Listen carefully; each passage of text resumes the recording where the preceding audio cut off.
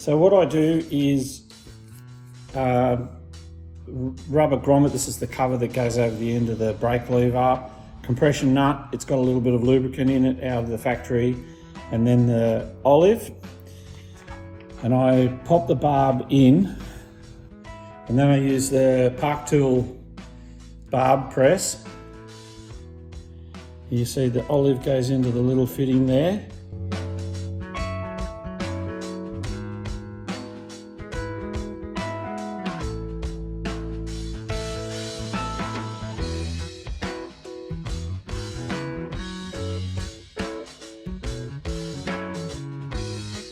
Tighten this one up good and tight because you don't want it to move when you're pressing in the barb. There it is, it's seated now. Okay, tool comes off. Okay, so I use red rubber grease on the fitting. This is fine for mineral oil applications. I tried to find out if SRAM thought it was okay for dot fluids, but I couldn't get a proper answer out of them. So to be safe, I don't use them on SRAM.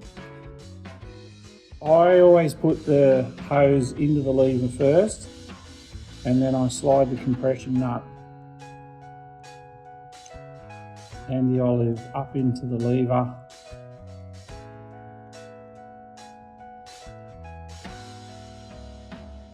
This compression nut here has to be tightened to 4 Newton meters.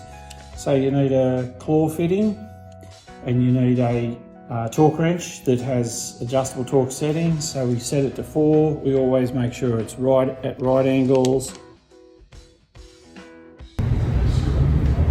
Once it's tightened to 4 Newton meters, give it a pressure test and you're good to go.